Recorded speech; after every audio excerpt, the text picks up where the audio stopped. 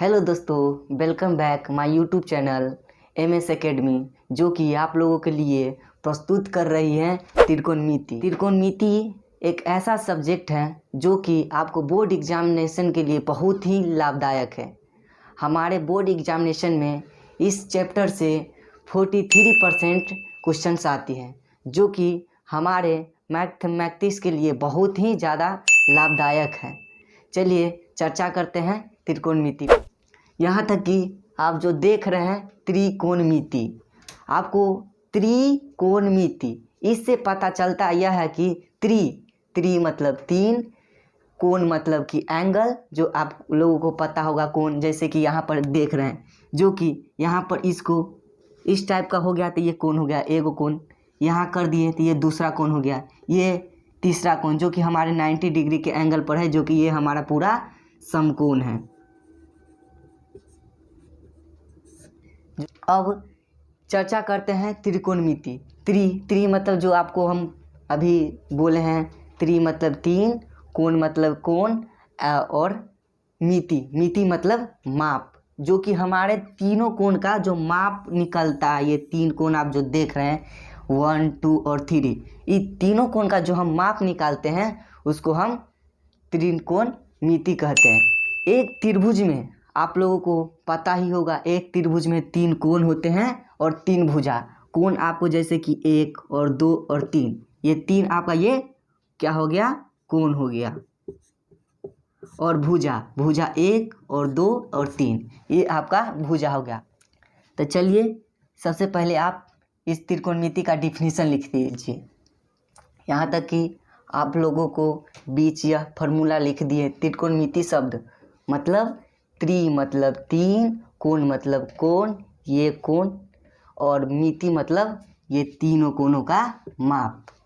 जैसे कि यहाँ स्टार लगा दिए कि तीनों कोण को माप को हम त्रिकोणमिति कहते हैं, जो कि हमारे बीच देख लीजिए ये समकोण त्रिभुज है, ये जो कि आपका ये कोण है 1, 2 और 3। इस तीनों कोण का जो माप होता है, जो मान होता है, इस तीनों कोणों को जो माप को हम त्रिकोणमिति कहते हैं। अर्थात त्रिकोणमिति शब्द का अर्थ होता है भुजाओं का माप, जो कि भुजा मेरा 1, AB एक भुजा हो गया, BC दूसरा का भुजा हो गया, और तीसरा भुजा हो गया।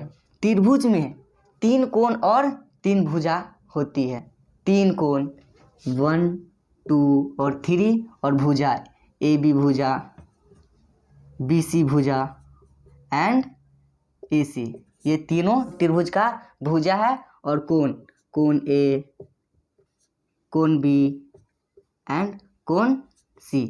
एक त्रिभुज में भुजा और तीन कोण होते हैं। चलिए इसके बीच अब आ जाते हैं टॉपिक पर। तो हेलो दोस्तों, अभी आप लोगों को बीच जो देख रहे हैं हमारे व्हाइट बोर्ड पर, जो कि है ये न्यू टॉपिक। इस टॉपिक में आपको इतना मजा आने वाला है, इतना मजा कि आप सोच भी नहीं सकते कि वाह त्रिकोणमिति इतना आसान है। यहाँ तक कि दोस्तों आपको इसमें यह पता करेंगे कि लंब कौन होता है और आधार कौन होता है और कर्ण कौन होता है, जो कि हमारे लिए लंब, कर्ण और आधार जानना बहुत ही जरूरी है। तो चलिए यहाँ पर हम लोग देखते हैं कि इसमें लंब और कर्ण और आधार क्या होता है। जो कि आप देख रहे हैं ABC, ये क्या है, एक त्रिभुज है, जिसमें हमारा पहला क्वेश्चन A और BC जो त्रिभुज है उसमें B कोण समकोण है। कौन? B कोण। और दूसरा पर आइए ABC जिसमें क्या है, मेरा A समकोण है। और तीसरा पर आइए त्रिभुज A और BC में तीसरा पर C मेरा समकोण है। तो आइए जानते हैं कि लंब और कर्ण और आधार कैसे हम लोग जानेंगे कि कौन क्या होता है। सबसे पहली बात यह है कि ये हमारा एक त्रिभुज है जो कि B समकोण है और 90 डिग्री पर है। अब देखिए ये 90 डिग्री के ठीक सामने वाले हैं भुजा, जो हमारा कर्ण कहलाता है। तो 90 डिग्री के ठीक सामने वाला भुजा क्या है, मेरा कर्ण कहते हैं। तो 90 डिग्री के ठीक सामने वाला भुजा क्या है, जैसे क्वेश्चन 1 में आइए, 90 डिग्री के सामने वाला भुजा क्या है, AC। तो AC मेरा क्या हुआ? कर्ण। यहाँ तो पता चल गया कि ये मेरा कर्ण है। और लंब, लंब जो कि मेरे 90 डिग्री के, जो 90 डिग्री बना है उसके ठीक ऊपरी वाले परत, ये मेरा 90 डिग्री है, 20 समकोण है, इसके ठीक ऊपरी वाली परत को, ऊपरी वाली परत या परत हो या भुजा हो, जिसको हम क्या कहते हैं? लंब। तो लंब क्या होगा?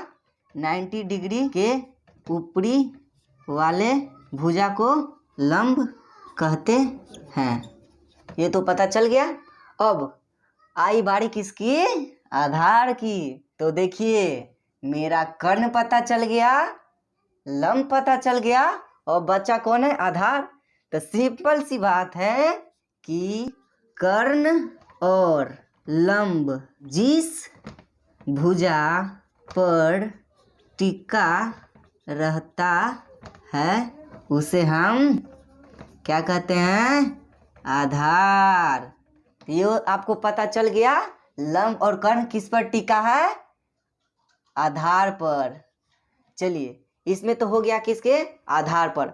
अब यहाँ पर देखिए, ये तो मेरा सिंपल थॉट हो गया कि ये मेरा लंब और आधार कैसे हुआ।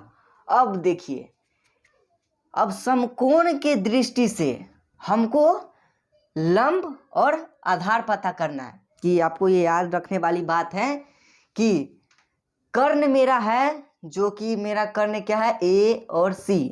कर्ण जो हमारा कभी चेंज नहीं होता है। कोण के दृष्टि से कर्ण चेंज नहीं होता है। कोण के दृष्टि से मेरा लंब और आधार चेंज होता है। तो कोण के दृष्टि से हमको पता करना है लंब और कर्ण और आधार क्या होता है। लेकिन आपको हम अभी बोले हैं कि कर्ण कभी बदलता नहीं है। यहाँ पर हमारा क्या है? ABC। ये क्या है? त्रिभुज है, जिसमें क्या समकोण क्या कह रहा है? समकोण A है। अब इसमें क्वेश्चन कभी कभी ये दे देता है कि A समकोण है, जो कि इसमें मेरा एंगल क्या दे दिया है? A। इसमें भी 10A है, BC, ये मेरा एंगल दे दिया। अब एंगल के दृष्टि से हमको पता करना है लंब और आधार। क्वेश्चन में दे दिया कि कोण B। अब कोण B के दृष्टि से देखिए, अब ये कोण जो B देख रहे हैं आप, इसके ठीक सामने वाला आपका लंब कहलाएगा।